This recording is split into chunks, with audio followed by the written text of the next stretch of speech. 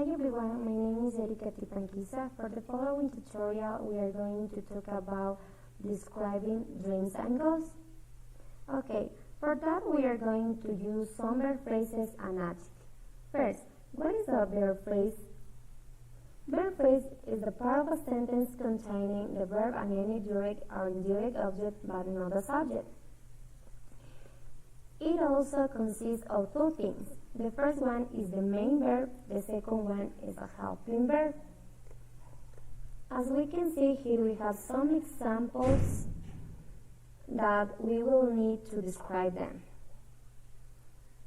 such as fulfill a dream, set a goal, word to words, pull something up, share responsibilities.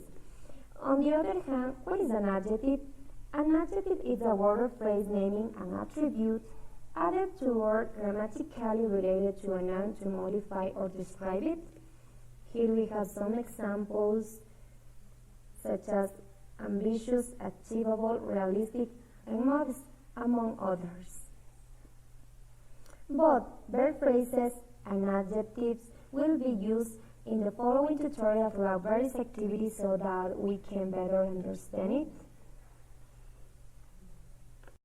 Verb phrases. Fulfill a dream. It's to do something that is expected, hoped for, or promised, or to cause it to happen. For example, we learned to sleep for 4 hours to be far from our families and people in order to fulfill a dream. Or, the California Lottery offers its players the opportunity to fulfill a dream of winning millions.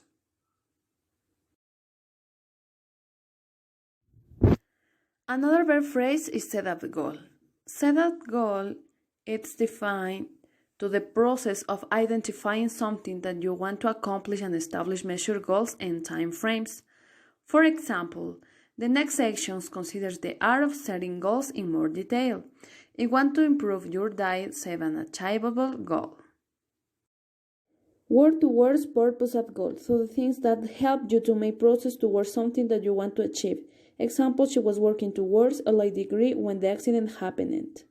Share responsibilities, collaboration between two or more persons or bodies performing to the same kind of activity. Example, Lori and her mother share responsibility of the baby.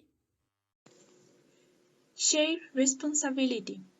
Collaboration between two or more people performing the same kind of activity in the creation of the content of an item.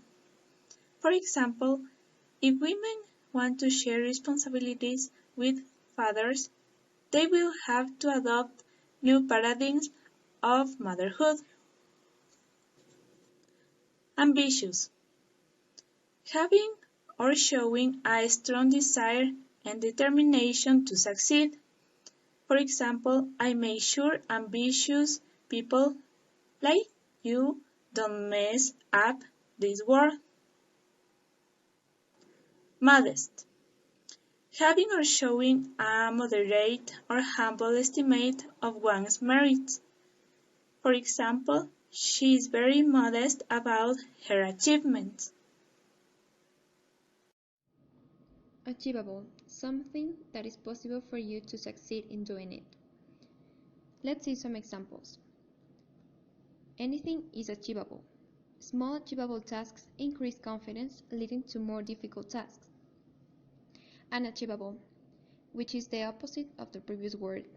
It means not able to be achieved, attained, or accomplished. Some examples. The facts show clearly that the ideal is unachievable. Her standards were unachievable. Realistic, tending to or expressing an awareness of things as they really are. Some examples are, it was so realistic she woke up screaming. You must take a realistic attitude. Unrealistic, this is the antonym of the previous word, and it means not compatible with reality or fact, unreasonable or idealistic. Some examples are, I know the goal I've set is ambitious, but I don't think it's unrealistic. It is quite unrealistic now to ignore these facts.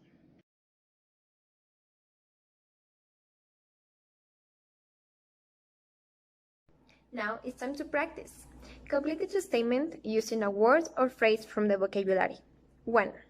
One way a husband and wife can is by each one doing half of the household chores. 2. Sometimes a goal requires too much work and it becomes. 3. When you finally achieve what you've wanted all your life, you have. 4. Is an adjective that means almost the same thing as challenging. 5. Sometimes people working towards their own goals for a while in order to help a spouse pursue his or her own goals for now. 6. The first step in achieving something is to. Now let's share the answers. In the first statement, the answer would be share responsibilities, since it involves two people and it's referring to do something at home. In the sentence number 2, it would be achievable, since it's referring to something that is possible to achieve and to do. Number 3 is fulfill a dream, that is referring to make a dream come true. Number 4 is ambitious, since it's referring to something difficult to do, but not impossible. 5 is put off. It means stop doing something to do another thing. And in statement number 6, to set a goal as the first step to achieve something.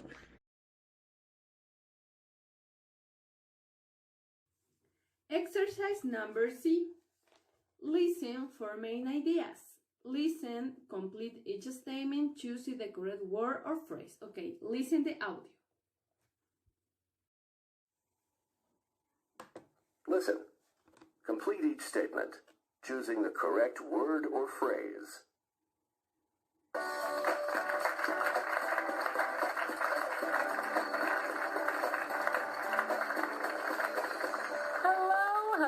Hello, and welcome to Lifestyles, the program that examines hot trends and other issues of interest to today's families. Today, we'll be talking about a growing trend, the stay-at-home dad. And to make this topic come alive, we've invited Dan, a real live stay-at-home dad who will share his experiences with us.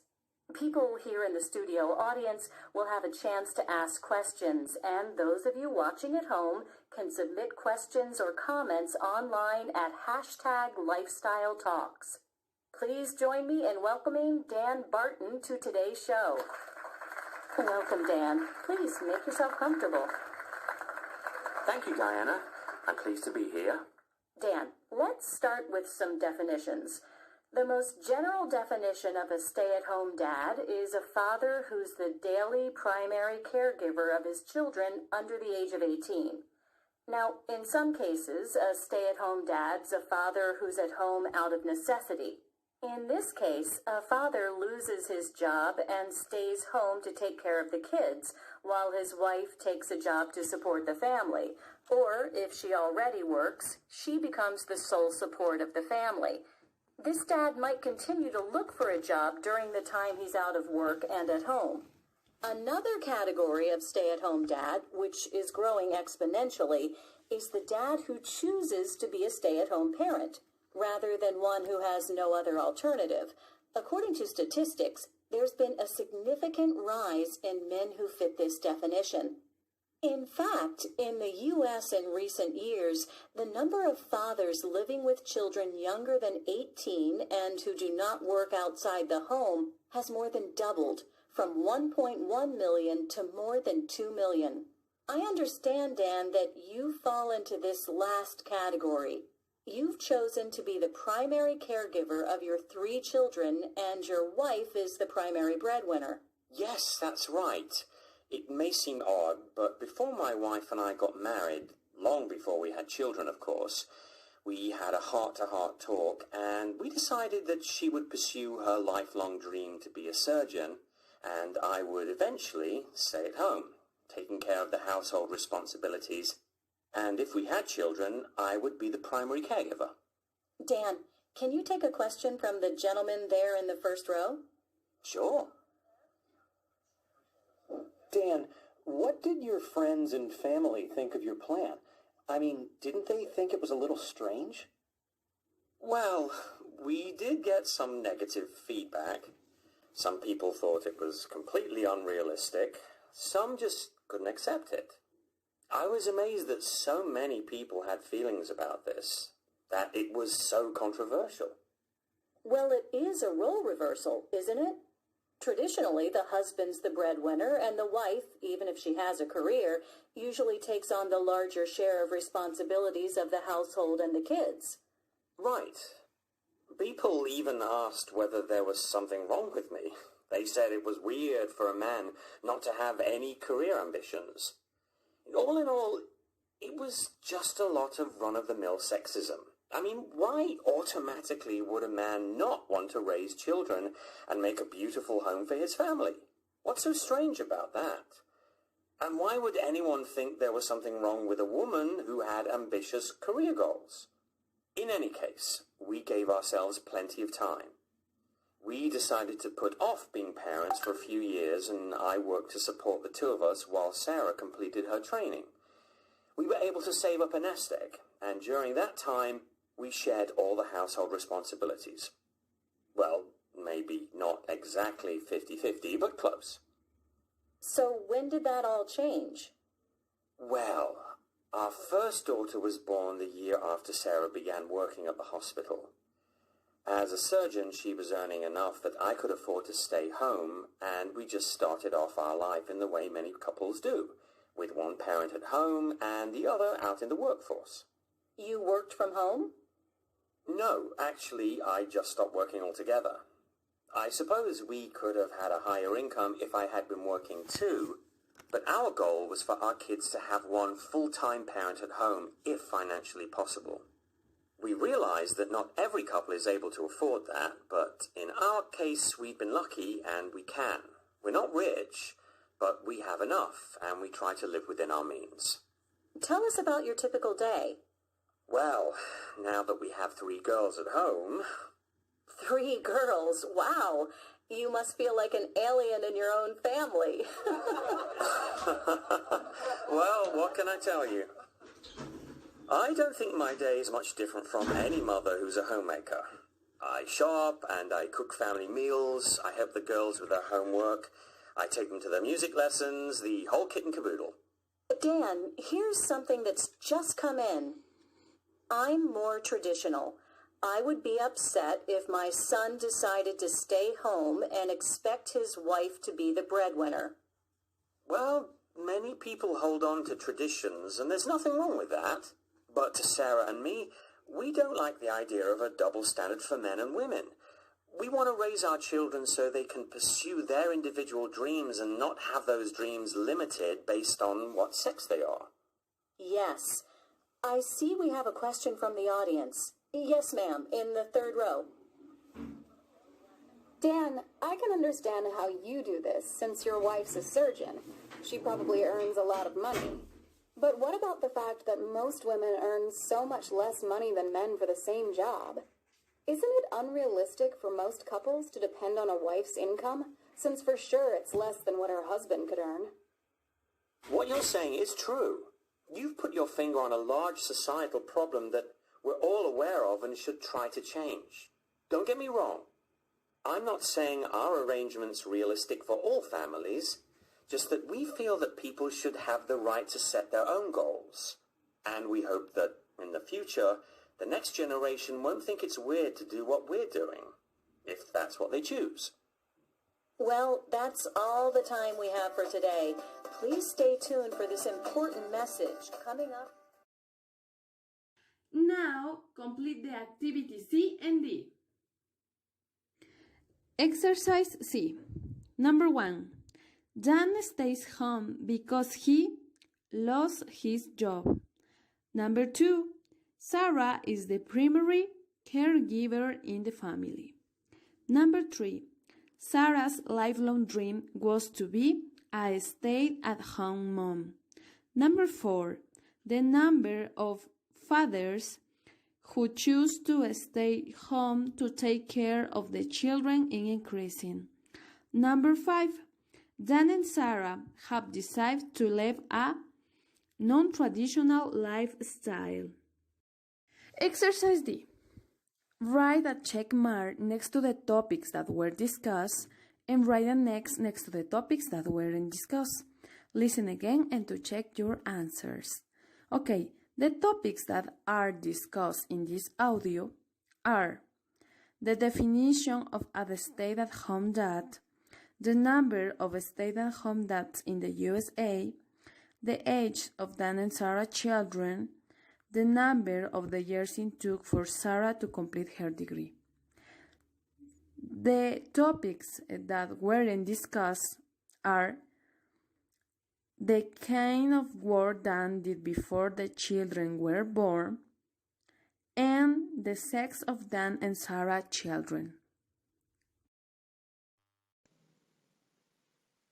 Listen for supporting details.